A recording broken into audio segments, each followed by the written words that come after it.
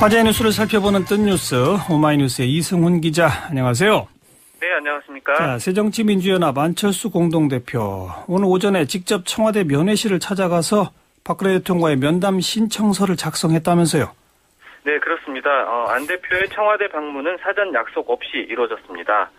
안 대표는 오전 11시 30분경 청와대 면회실에 도착했는데요. 예. 당시 박 대통령은 경기도 일산에서 열리고 있던 문화융성위원회 회의에 참석하고 있어서 청와대를 비운 상태였습니다. 예. 안 대표는 면회실 2층에서 직접 면담 신청서를 작성해서 박 대통령과의 회동을 요청했습니다. 또 청와대 박준우 정무수석을 만나 오는 7일까지 회동 수용 여부에 대해 답변해 줄 것을 요구했습니다. 예. 안 대표는 이 자리에서 그동안 여러 차례 대통령과 대화할 뜻을 밝혔는데 아무런 반응이 없었다면서 국민의 한 사람으로서 대통령과 만나 이야기하고 싶다는 뜻을 전하기 위해 왔다고 밝혔습니다. 예. 안 대표는 또 기초선거 무공천 논의를 위한 회동 수용을 촉구하면서 장소나 형식을 구애받지 않고 만났으면 좋겠다고 강조했습니다. 네. 그런데 박준호 정무수석하고는 얘기를 나눴다. 정무수석은 뭐라고 얘기했답니까? 박 수석은 안 대표의 회동 요구에 대해 사실상 불가 입장을 밝혔습니다. 각 당이 지방선거 체제로 전환하고 있는 마당에 정치적인 문제를 이야기하는 게 시기적으로 적절치 않다는 겁니다. 예. 또 선거가 끝난 다음에 민생 문제 논의를 위한 회담을 검토할 수 있다는 게 박 대통령이 그동안 밝혀온 입장이라고 전했는데요. 네. 또 박 대통령은 기초선거 공천 폐지는 여야가 합의를 이루면 따를 것이고 대통령이 결단할 사안은 아니라는 입장이라고 강조했습니다. 아하. 그러면서 안 대표의 말을 대통령에게 보고하고 어쨌든 답을 드리겠다고 밝혔습니다. 네. 그리고 안 대표는 7일 월요일까지 답을 달라 이렇게 또 시한을 못 박았다 이 말이죠. 네네. 안 대표가 이렇게 갑자기 청와대를 찾아간 배경 어떻게 분석됩니까? 야당 대표가 직접 청와대를 방문해서 대통령과의 면담을 요구한 것은 전례를 찾기 힘든 파격적인 일입니다. 예. 안 대표의 이런 파격 행보에는 두 가지 포석이 있는 것으로 보이는데요. 먼저 문전박대를 각오하고 청와대를 찾아감으로써 박 대통령의 불통을 부각하려는 의도가 엿보입니다. 예. 이를 통해 기초선거 공천 폐지에 대한 국민들의 관심과 여론을 환기하겠다는 건데요. 그렇겠죠. 또 당내 여론 수습용 성격도 있습니다. 현재 새정치연합 내에서는 무공천 문제를 놓고 갈등이 커지고 있는 상황인데요. 한편에서는 새누리당이 약속을 파기한 만큼 무공천 방침을 재검토해야 한다는 목소리가, 또 다른 쪽에서는 무공천 관철을 위해 당력을 집중해 싸워야 한다는 대여 공세 강화 요구가 커지고 있습니다. 예. 이런 상황에서 공동대표단의 리더십이 우유부단하다는 불만도 높아지고 있는데요. 안 대표가 대통령과의 회동 성사 등 돌파구를 찾기 위해 노력하는 모습을 보여줌으로써 당내에서 불거지고 있는 대표 책임론이나 리더십 논란을 누그러뜨리려는 목적도 있어 보입니다. 예.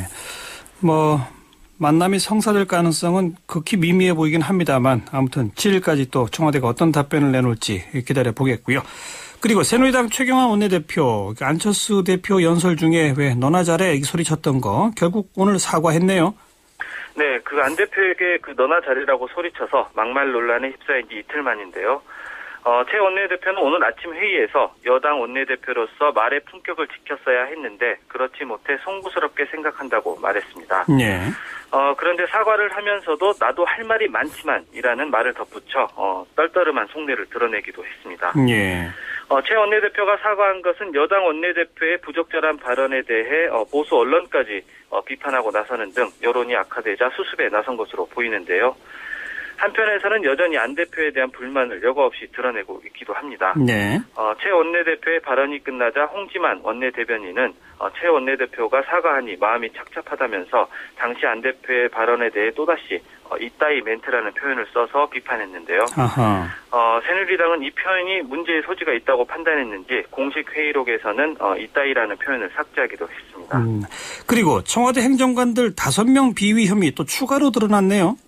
네, 그렇습니다. 어제까지 5명의 청와대 행정관이 비위 혐의로 청와대에서 퇴출된 것으로 확인됐는데요. 예. 추가로 5명이 더 비위나 위법 행위로 청와대를 떠났다는 언론 보도가 나왔습니다. 그럼 합해서 10명이네요.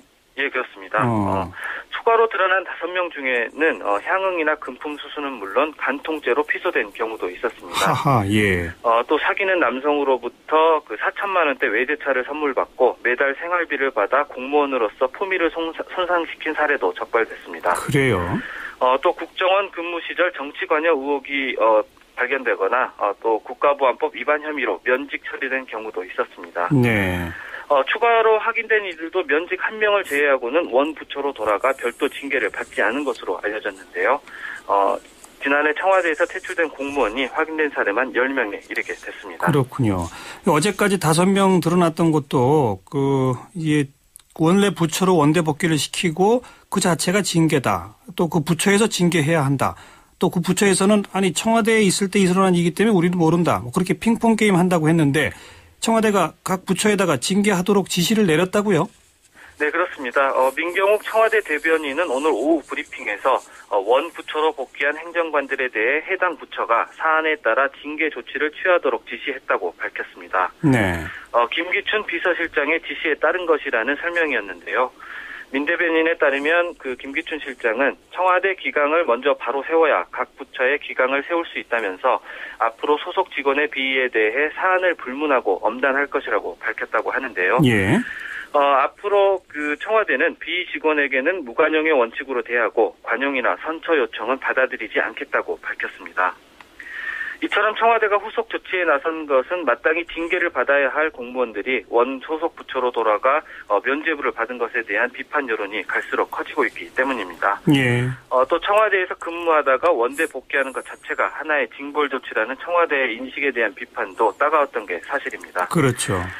청와대가 여론 수습을 위해 뒷북 징계에 나선 셈인데 규정대로 징계가 내려질지 지켜봐야 할 것 같습니다. 뒷북이라 하더라도 제대로 해야 기강 확립이 되겠죠.